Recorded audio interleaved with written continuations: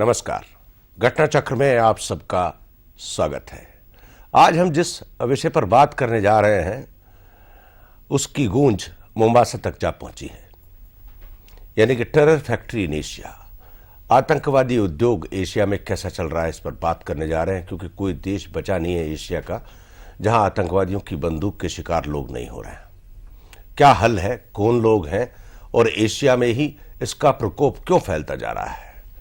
क्या ये प्रकोप रुकेगा या नहीं रुकेगा, और खास तौर से भारत पर इसका क्या असर पड़ने वाला है, और हमारे पड़ोसी देश पाकिस्तान जहां के ये उद्योग बहुतायत में पाया जाता है वहां क्या हो रहा है। बातचीत में हमारे साथ शामिल है, मैं आपका परिचय करा दूं, हमारे बीच में है पूर्व विदेश सचिव एस.के. सिंह साहब। सिंह साहब, आपका स्वागत है हमारे इस कार्यक्रम में।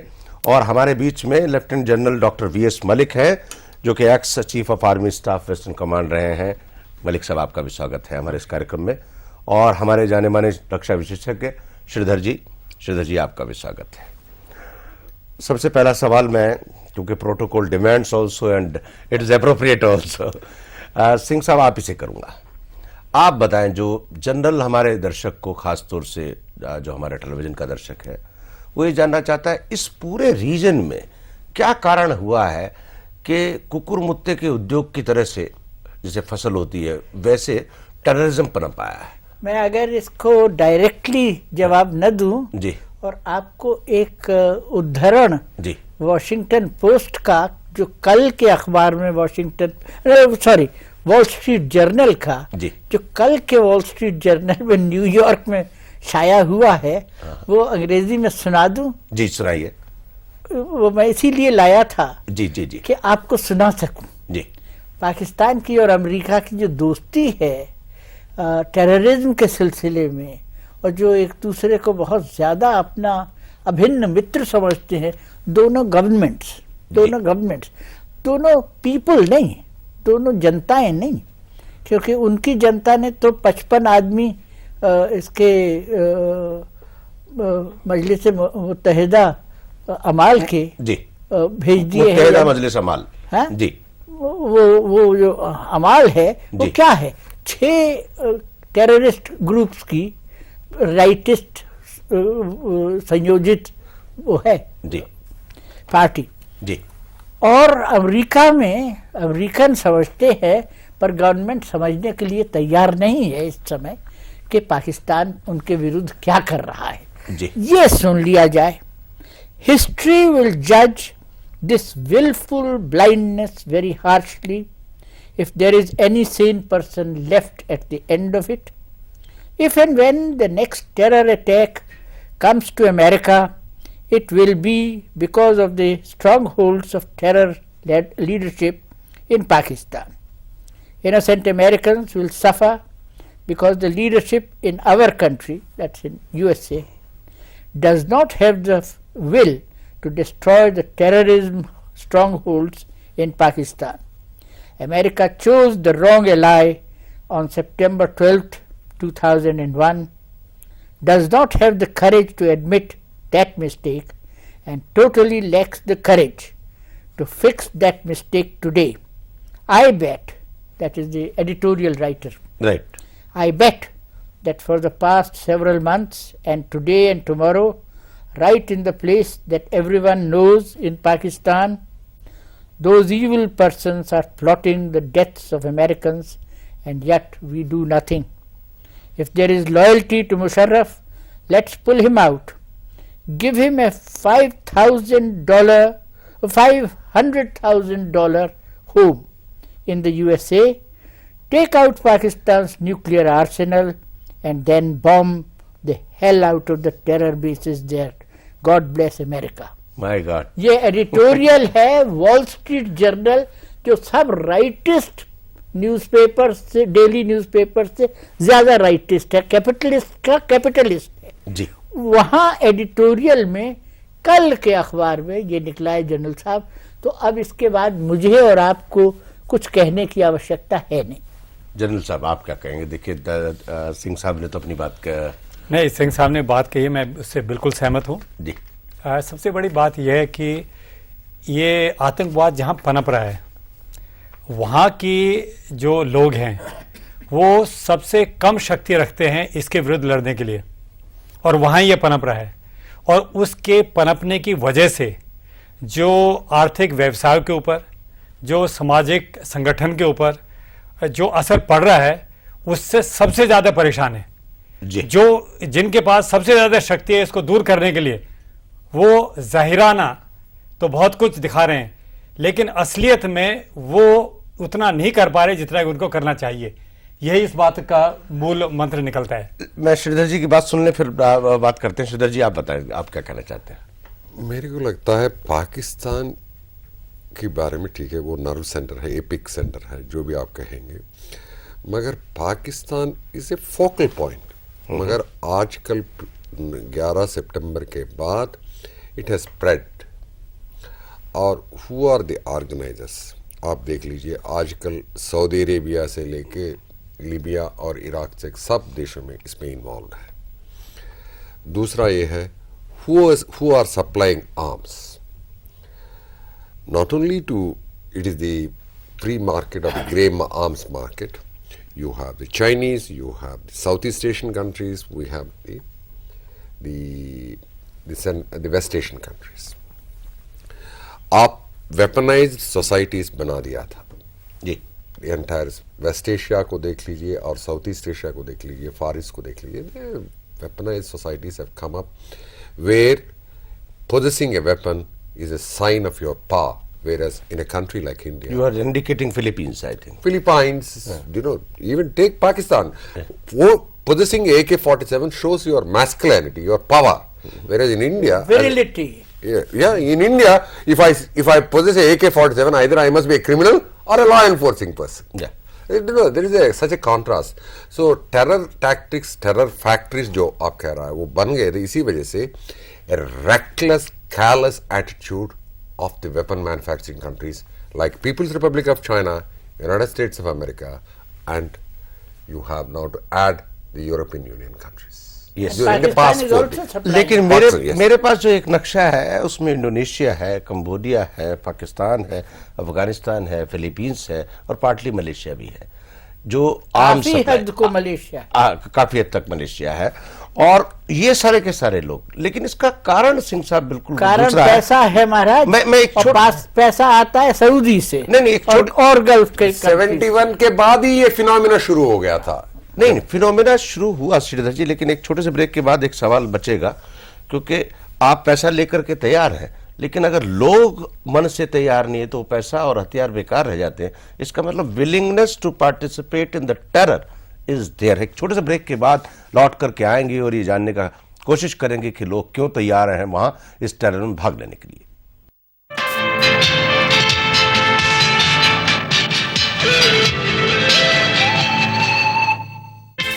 Ghatna Chakra is brought to you in association with MDH Masale. असली मसाले से MDH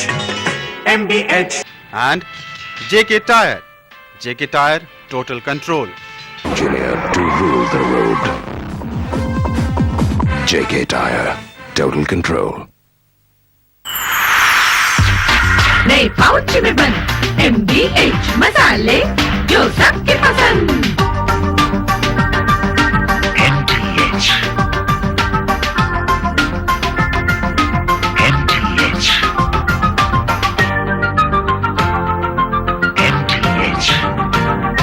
दाम वाजबी, क्वालिटी वही, एकदम सही। असली मसाले सच सच MDH। हल्दी मिर्च धनिया पाउच में। Once a rag picker, now she has a book in her hands. Life was a constant struggle. Now she is confident of her future. A small step was a big effort. Now he's ready for the walk of life. Unloved and uncared for, now they take life easy. Concern India Foundation strives to give them a better future. Only you can help make it possible. सब्जी तवा fry भरवा मसालेदार MDH का नया तवा fry मसाला, सब्जी में भरा या ऊपर लगाया, छोड़ूंगा नहीं। MDH Tawa fry masala.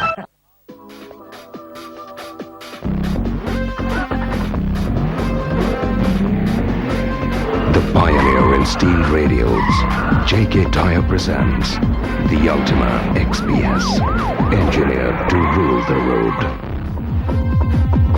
JK Tyre, total control. Silly masale sach sach. MDH, MDH. Rex. Rex Remedies Private Limited, Delhi. A trusted name in the world of Unani and Ayurvedic medicine. Quality with commitment.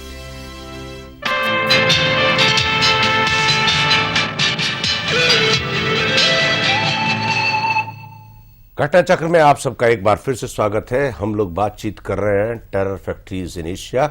आखिर क्या कारण है कि लोग आतंकवाद में भाग ले रहे हैं? बातचीत में हमारे साथ शामिल हैं श्रीधर जी, डॉक्टर एस.के. सिंह साहब और lieutenant general doctor VS. Malik. Singh साहब, मैं बात कर रहा था ब्रेक पे जाने से पहले कि कई बार साधन उपलब्ध होते हैं लेकिन लोगों की विलिंगनेस नहीं होती है। तो क्या सोसाइटी में ऐसे सर्कमस्टांसेस इस पूरे इलाके में कि लोग बंदूक ताने एक दूसरे को के मुल्क के लोगों को मारने के लिए तैयार हैं और खुद भी मरने को तैयार हैं, जो सुसाइडल स्क्वाड्स बनने जा रहे हैं? देखिए, सुसाइडल स्क्वाड सब जगह जो हैं वो बहुत सीमित लोग हैं। सोसाइटी को जिसको वो दहशत गर्दगी करते हैं वहां पे, वो बड़ी सोसाइटी है जी। श्रीलंका में LTT ने शुरू किया, फिर कुछ बुद्धिस्ट उसका जवाब देने लगे। नेपाल में माओइस्ट वाले जो आए हैं उनके भी संपर्क पाकिस्तान से हैं। पाकिस्तान ने श्रीलंका में LTT को भी औजार दिए हैं और बुद्धिस्ट को भी दिए हैं जी। ये तो उनकी गवर्नमेंट मानती है। अब ये देखा जाए कि इसमें फिलीपींस में जितनी आप उनका शिजरा निकालते हैं कि किसने किसको ट्रेनिंग दी, किसने किसको कहाँ भेजा, तो पता लगता है अंत में सबका एंड ट्रेनिंग का पेशावर और अफगानिस्तान बनाया हुआ है, जो कि पाकिस्तानियों ने ऑर्गेनाइज किया। यही मलेशियंस का है। मलेशिया का नाम कम आ रहा है इसलिए कि वो उन्होंने अपने टूरिज्म के सिलसिले में, और महाथीर साहब ने जो अपना एक इस्लामिक जामा पहना हुआ है, उसके कारण ये लोग उनका नाम नहीं लेते। पर मलेशिया में टेररिज्म बढ़ाए बिना, आतंकवाद बढ़ाए बिना फिलीपींस को कंट्रोल नहीं कर सकते वो लोग। यही बात, ठीक यही बात आप देखते हैं जो कुछ थोड़ा बहुत सिंगापुर में कभी कभी हो जाता है, बाहर वाले आके कर देते हैं, और इंडोनेशिया में भी बाहर के लोग ज्यादा हैं, घर के लोग बहुत कम हैं। तो मतलब इसका ये है, और हिंदुस्तान में जो हो रहा है वो तो आपको मालूम ही है कहाँ से आता है। अफगानिस्तान, पाकिस्तान का भी आपको मालूम है। अब इसके साथ नारकोटिक्स स्मगलिंग वाला जो मामला है, जो गोल्डन क्रेसेंट कहते हैं और गोल्डन ट्रायंगल कहते हैं, साउथ ईस्ट एशिया वाला, वहां से नारकोटिक्स, पैसे, smuggling of narcotics, smuggling of arms, सब मिश्रित हो जाता है और उनका सम्मिश्रण पैसे के साथ है। और पैसा आ रहा है ज्यादातर गल्फ से, बड़े बड़े जो ये ऑयल प्रोड्यूसिंग मुल्क हैं उनसे हो रहा है। तो एक तरफ तो ईरान त्रस्त है, दूसरी तरफ एक तरह से ये इराकी जो भी इनका चरित्र रहा हो, इन्होंने खराबी तो की है इसके कुवैत पे अटैक करके और ये सब करके, कोई असूल के मुताबिक तो नहीं रहे हैं, पर इनको भी ये दहशत है कि इनके ऊपर आएगा, और इनके ऊपर आ गया अब सब कुछ। एक ही देश है जो शेर की तरह गरजता है इस्लाम के नाम पे, और शेर की तरह कहता है कि मैं तो जो कर रहा हूं करता ही रहूंगा, यानी मैं नॉर्थ कोरिया को न्यूक्लियर वेपन्स दूंगा ही दूंगा और उनसे मिसाइल लूंगा ही लूंगा। अब उस पे जो कुछ अमेरिकन जनता की राय है, अमेरिकन इंटेलिजेंसिया की राय है, वो मैंने आपको एडिटोरियल पढ़ के बता ही दिया। जी मलिक साहब, आप मैं बहुत बढ़िया सिंह साहब ने एक्सप्लेन किया, लेकिन मैं कारण ढूंढने की कोशिश कर रहा था। मैं जो समझता हूँ मूलभूत जो बातें सिंह साहब ने बताई हैं वो सही हैं, लेकिन जब ये सब देश आज़ाद हुए थे, इनके अंदर एक बड़ा भारी एक रुतबा था, एक इच्छा थी कि धर्मनिरपेक्ष राज्य बने और संपन्न राज्य बने। उसके बाद जो उनकी राजनीति इन देशों की रही है वो पनप नहीं पाई, ये धर्म सहिष्णुता जो कहना चाहिए उसमें उतनी पनप नहीं पाई। उसकी वजह से जब ये पूरा इनका ढांचा है वो हमेशा चरमरा सा रहा। जब भी किसी के हाथ में ताकत आई तो उसने अपने हिसाब से गवर्नमेंट को चलाया। ऐसी हालत में जहाँ तक जनता का सवाल है, जनता में एक रुझान आया है ये धर्म की तरफ, और उसमें सारी पैसा जो आया है वो आया है मिडिल ईस्ट की साइड से। अभी आप देखेंगे कि अभी मैं कुछ दिन पहले थाईलैंड गया था और बाकी जगह से भी जो खबर आ रही है, देश जहाँ तक सवाल है वो पनपना चाहते हैं, आगे बढ़ना चाहते हैं। देश की जनता जो है उसमें थोड़ा सा तो फर्क आ गया है, और ये सबसे बड़ी बात है जो कि ग्लोबलाइजेशन जिसको कहते हैं कि व्यवसायिक का जब से ये अंतर्राष्ट्रीयकरण हुआ है उसमें विषमता थोड़ी बढ़ जाती है। जब विषमता बढ़ जाती है, कुछ लोग के पास में जो पावर सेंटर के नजदीक ज्यादा पैसा आ जाता है और कुछ जो पीछे रह जाते हैं, तो उसमें जो धार्मिक संबंध रखने वाली जो पार्टियां हैं उनके लिए टेररिज्म एक बड़ा अच्छा हथियार उनको दिखता है। और ये एक कारण हो सकता है, ये जो विषमताएं बढ़ने से, कि धर्म उनको एक किस्म से एक लाइट दिखाई देती है कि यही रास्ता है जिससे कि अपनी सब विषमताएं दूर करें, तो उसकी वजह से उनका रुझान जो है ये टेररिज्म की तरफ बढ़ा है। श्रीधर जी आप क्या कहेंगे? मेरी हिसाब से दो कारण है। एक था under development of the region जी, इसकी वजह से there is a continuous struggle in the 50s and the 60s and mid-70s. You have an ideological problem. In the post-70s period, मेरे पास पैसे हैं, जैसे सिंह साहब ने फरमाया था, पर्शियन गल्फ कंट्रीज के पास इतने पैसे हैं, मगर वो लोग अभी भी जितने पैसे भी है फिर भी they are dependent on the developed world for the very survival of these nation states. That is the the root cause. So the frustration set in. When once you are dependent, आप जैसे वो America वालों ने जो कहा है वही करना है।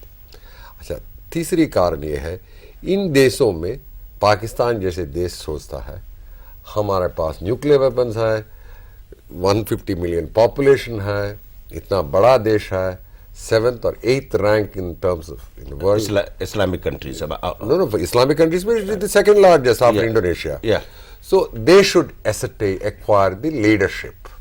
एक तीसरा कारण। चौथा कारण, if you see the Islamic radicalism, 79 Islamic revolution जो ईरान में हुआ था, that has stirred the hornet's nest in Islamic world. वो सऊदी का फैक्टर आ गया था, Pakistan is a sort of front line state.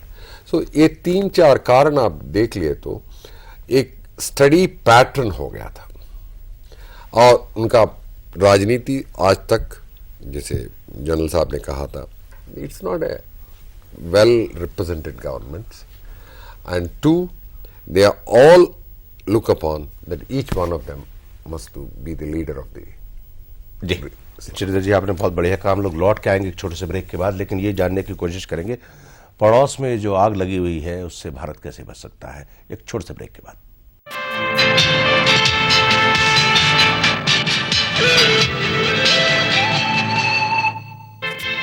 Ghatna Chakra is brought to you in association with MDH Masale. असली मसाले से MDH And JK Tire. JK Tire Total Control. Engineered to rule the road. JK Tire Total Control. MDH वो अगरबत्ती की सुगंध, वो भगवान सचमुच प्रसन्न। MDH Once a rag picker, now she has a book in her hands. Life was a constant struggle. Now she is confident of her future. A small step was a big effort. Now he's ready for the walk of life. Unloved and uncared for, now they take life easy. Concern India Foundation strives to give them a better future. Only you can help make it possible. असली मसाले सच सच MDH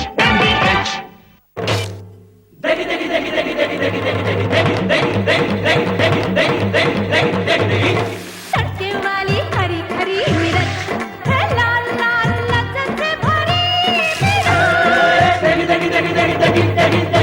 मिर्च बरसों से जाती पड़ती मिर्च MDH की देगी मिर्च, देगी मिर्च का तड़का, अंग अंग फड़का। MDH की देगी मिर्च।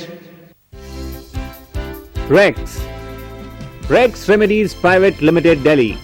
A trusted name in the world of Unani and Ayurvedic medicine. Quality with commitment.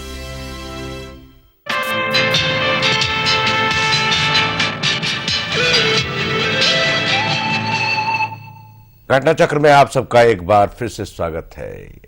हम लोग चर्चा कर रहे हैं कि एशिया में ये टेरर फैक्ट्री का इम्पैक्ट भारत में क्या होने जा रहा है। बातचीत के इस चरण में हमारे साथ शामिल है एसके सिंह साहब, श्रीधर जी और lieutenant general doctor VS Malik. Singh साहब, आप हमको ये बताइए कि चारों तरफ आग लगी है और हिंदुस्तान में, जैसे श्रीधर जी ने कहा, कि आज भी बंदूक लेके चलना और AK-47 लेके चलना दो ही बात बताता है, शर्म की बात है। शर्म की बात है। लेकिन ये शर्म कुछ दिनों में हट जाएगी जिस तरह का माहौल है और जिस तरह से लोग लगे हुए हैं कि हिंदुस्तान के तमाम तरह की फोर्सेस बिहार में हट गई है ये शर्म। जी नहीं, बिहार में हटी है, उड़ीसा में जो भुखमरी है वो न्योता दे रही है। और आज हमारे विदेश मंत्री ने बांग्लादेश के उनको कहा है कि सब आपके यहाँ टेररिस्ट है और इसको कम कीजिए। वो नॉर्थ ईस्ट खुला हुआ है। तो आप बताएं इससे, और एक्स्ट्राडिशन ट्रीटी की अलग प्रॉब्लम है, हम कैसे अपने आप को बचाएं? हमको सबसे ज्यादा अपनी जो भारतीय संस्कृति की टॉलरेंस है और मल्टी एथनिसिटी, मल्टी रिलीजियस जो आइडेंटिटी हमारी बनी है, हमारी जो कल्चरल आइडेंटिटी के कथक में इस्लामिक डांस सीक्वेंसेस और भरतनाट्यम की डांस सीक्वेंसेस का सम्मिश्रण है। भक्ति मूवमेंट में जिस तरह सूफी और सांस्कृतिक भक्ति का, भगवान कृष्ण की लीला का, रसखान जैसे मुसलमान ने उसका व्याख्या की है, उसमें पोएट्री लिखी है। मलिक मोहम्मद जायसी का अखरावट एक मुसलमान का अखरावट नहीं है, वो एक सामंजस्य हमारी जो संस्कृति का है उसका प्रतीक है। जैसे चादर चढ़ाते हैं मलिक साहब या मैं जाके गरीब निवाज के मकबरे पे, वो हमारी एकता की द्योतक है जी, और उसको अब खराब किया जा रहा है। गुजरात ने हमको एक बड़ी वार्निंग दे दी है, गुजरात में जो कुछ हुआ, कि कुछ लोग ऐसे सिर फिरे हैं कि हिंदुस्तान को पाकिस्तान की मिरर इमेज बनाना चाहते हैं और कहते हैं साहब वो 500 साल पहले महमूद गजनवी आया था, सोमनाथ का फाटक ले गया था, हम तो अब उसके जो नाती पोते हैं उन्हें जरूर मारेंगे। या वो बाबर के नाम पे किसी बेवकूफ ने मस्जिद बनवा दी थी राम जन्मभूमि पे, हम उसे तोड़े बिना नहीं रहेंगे, हम उस पर मंदिर बनाए बिना नहीं। अरे भाई, आगे की बात सोचो, पीछे की क्यों सोचते हो? पीछे की सोचते हो, वो सब लोग सोचते होते यूरोप में, तो फिर तो वहाँ बिल्कुल कैथोलिक्स को मारपीट करके निकाल देते, जैसे कि उन्होंने ज्यूज को निकाला है। और ज्यूज को निकालने का क्या असर हुआ है इस्लाम पे भी, जिस चीज की हम लोग चर्चा कर रहे हैं उस पे भी ज्यूज को निकाल के इजराइल फेंकने में बड़ा भारी एक नुकसान हुआ। एक सवाल मलिक साहब आप बताइए, आप तो फौज में रहे हैं और काफी घूमे हैं, ये जो रिलीजियस फंडामेंटलिज्म है, आपको लग रहा है कि आने वाली जो तीसरी दुनिया की जो जिसको कहिए कि अंधेरे में लड़ाई नजर आने वाली है और दिख रहा है कि किस तरह का माहौल होने वाला है, क्या ये धार्मिक उन्माद की लड़ाई होगी? ये धार्मिक उन्माद से बड़ी जो बात है वो विषमता की बात को लेकर मैं आगे बढ़ता हूं जी। मैं धर्म की बात तो अभी बड़े डिटेल में अभी उसी रेफरेंस से मैंने निकाला, यही मैं आगे उसके बात को बढ़ाता हूं। लगता है ये इसके बारे में क्लैश ऑफ सिविलाइजेशन के बारे में हंटिंगटन वगैरह काफी लोगों ने लिखा है, लेकिन मुझे लगता है कि उसको उसका एक जामा पहनाया जा सकता है, लेकिन जो असलियत है उससे हम दूर नहीं हो सकते। और मैं एक छोटा सा एक और अगर आप आगे दें तो एक चीज मैं सामने रखना चाहता हूं, क्योंकि मैं 2-3 जगह बड़े सेमिनार में इस बात को कहा, मुझे उसका उत्तर नहीं मिला, तो आज मैं आपके सहयोग से दर्शकों को बताना चाहूंगा। ये फसल जो है, आतंकवाद की जो फसल है जी, ये उभरी कैसे? सवाल है कि ये जो जमीन है, उस जमीन में क्या खास बदली आ गई है कि आतंकवाद की फसल अभी उड़ रही है और ऊपर जाने की कोशिश कर रही है। और वो मैं समझता हूं अपराधीकरण। राजनीति ने अपराधीकरण को तकरीबन मान सा लिया है। अगर आप इस दिशा में बढ़ते हैं और आप नहीं चाहते कि जो हमारे तौर तरीके हैं, चाहे कि जो पुराने हमारे रहे हैं, यानी कि कल्चरल जो तौर तरीके रहे जिसका कि जिक्र अभी एस के सिंह साहब ने किया, और जो हमारे जो निष्ठावान जो कर्मचारी अपना काम करना चाहते हैं उनको आप काम नहीं करने देंगे। इलेक्शन कमीशन ने जिस तरह से कि वो चलाना चाहते हैं, बीच में रुकावट आती जाएंगी, और वो अपराधीकरण को कम करना चाहते हैं, लेकिन राजनीति वाले कहते हैं कि भाई देखिए ये तो यहाँ तो हम सर्वोपरि हैं, इसमें आप नहीं आइए। इन दोनों की वजह से मैं समझता हूं कि आखिर आतंकवादी यहां आके कैसे सफल होगी, क्योंकि जमीन तैयार है, उसकी तरफ हमें ध्यान देना बहुत जरूरी है।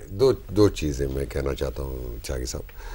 एक था जो सिंह साहब ने कहा था यूनिटी इन डाइवर्सिटी, एक यूनिक पॉलिटिकल एक्सपेरिमेंट हिंदुस्तान में शुरू हो गया था 1950 जनवरी 26। उस यूनिक पॉलिटिकल एक्सपेरिमेंट में थोड़ा सा एबरेशंस आ गया था 1984, जैसे सिंह साहब कहा था 2002 में गुजरात में, but these are perfectly all right I think as a long term thing. Second, आप देख लिए तो आतंकवादी, जिस सिंह साहब ने पहले बता दिया था, गोल्डन ट्रायंगल जब टॉप में है 50s, 60s and early 70s we saw the terrorism and insurgency in the Southeast Asia. जब गोल्डन क्रिसेंट बढ़ गया तो we saw Pakistan, Afghanistan, West Asia. A linkage is too clear. Third, हम 50 में, 60 में, 70 में, 80 में एक बेसिक इंस्टीट्यूशन था, नेशनल इंटीग्रेशन काउंसिल जी, उसमें बैठ के हम लोग, सिंह साहब आपको पता होगा मेरे से ज्यादा, we used to discuss.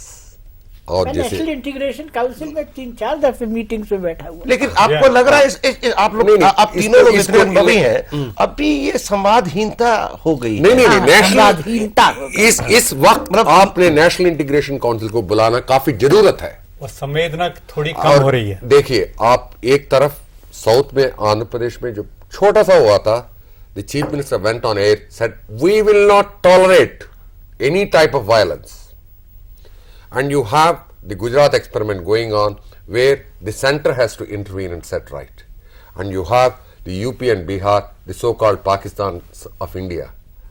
The moral of the story is what? With the national integration, we need a political agenda has to be set in the meeting of the political. We need a leadership which is forward-looking and not backward-looking. और संवेदनशील हो। जी, आपका बहुत-बहुत शुक्रिया, आपने programme में शिरकत की, सिंह साहब आपका भी, और मलिक साहब आपका भी, और श्रीधर जी आपका भी। ये जंग कब तक चलेगी ये किसी को नहीं मालूम है, और ये उद्योग कब तक चलेगा ये भी किसी को नहीं मालूम है, लेकिन भारत में तो इतना निश्चित, सिंह साहब ने जैसा अपने अनुभव के आधार पर कहा, कि राजनीतिक नेताओं को ये तय करना पड़ेगा कि सब विद्वेष और सब राग और द्वेष को छोड़ करके एक राजनीतिक निर्णय लेना है, और शायद भारत में वो चरण उनके उद्योग के यहाँ नहीं पड़ेंगे। हम लोग कल फिर मिलेंगे नए विषय के साथ, नए मेहमानों के साथ। तब तक के लिए धन्यवाद, नमस्कार, खुदा हाफिज।